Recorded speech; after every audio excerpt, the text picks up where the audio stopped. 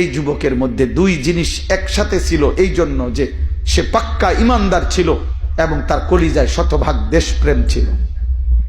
ঈমান এবং দেশপ্রেম। যেদিন শাহাদাত বরণ করে, যেদিন প্রথম গুলির আঘাত খায়, সেদিন তার শেষ নামাজ ছিল জুমার নামাজ। সে প্রতিদিন ফজরের নামাজ পড়তো, সঙ্গী সাথীদেরকে প্রতিদিন 5 ওয়াক্ত নামাজ পড়তো। সে হযরত বলতেছেন তার সাথী, একসাথে পড়ুয়া সাথী ভাই বলছেন যে সে হাফেজ কোরআন ছিল, সে আল্লাহর কোরআন পড়তো, সে মাদ্রাসার ছাত্র ছিল, পাক্কা মুমিন ছিল এবং ফজরের নামাজ সহ 5 ওয়াক্ত নামাজ পড়তো।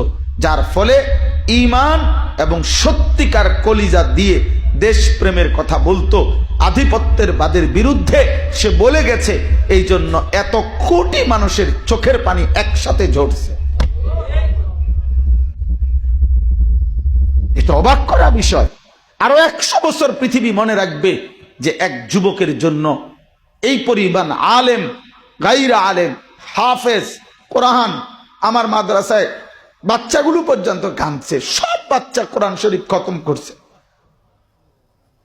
কে কি, আমার মা একেবারে বুড়া, আমার আম্মা 75 বছর বয়স, মা কিচ্ছু বোঝে না, অসুস্থ মানুষ। মা আমারে সকালবেলা কইতেছে, হুত ফোলাগার কি হইছে।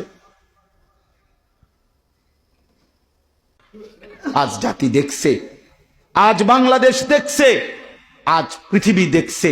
ঈমান এবং দেশপ্রেম দাবি তো করেছে অনেকেই, বক্তব্য তো দিয়েছে অনেকেই, কলিজার খুন দিয়ে আমার প্রিয় ভাই, প্রিয় সন্তান শহীদ শরীফ ওসমান হাদি রাহিমাহুল্লাহু তাআলা এই নওজোয়ান কলিজার খুন দিয়ে প্রমাণ করেছে আমি ঈমানের দাবিতে সত্যবাদী ছিলাম, আমি দেশপ্রেমের দাবিতে সত্যবাদী ছিলাম।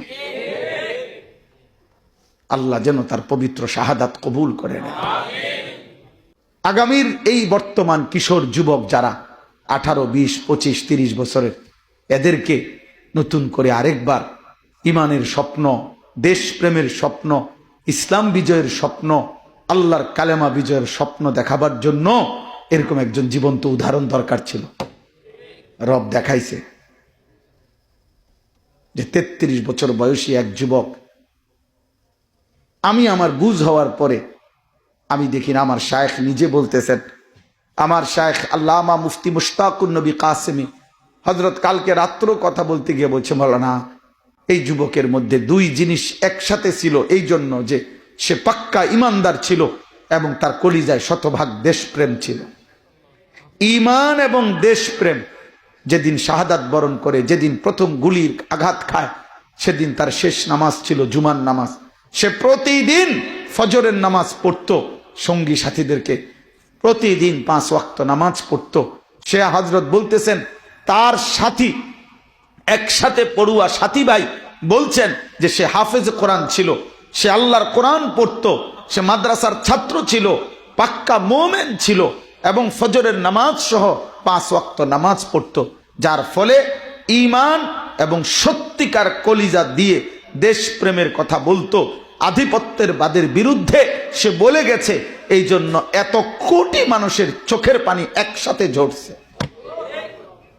স্বপ্ন দেখো এমন যুবকের, যে যুবকের জন্য আলেম কাঁদে, হাফেজ কাঁদে, মুফতি কাঁদে, মুহাদ্দিস কাঁদে, কোরআনের খাদেম কাঁদে, কারি সাহেবরা কাঁদে, ইমাম কাঁদে, জনগণ কাঁদে, বৃদ্ধ মা কাঁদে, কোলের বাচ্চা কাঁদে, ছোট বড় সব কাঁদে। যার জন্য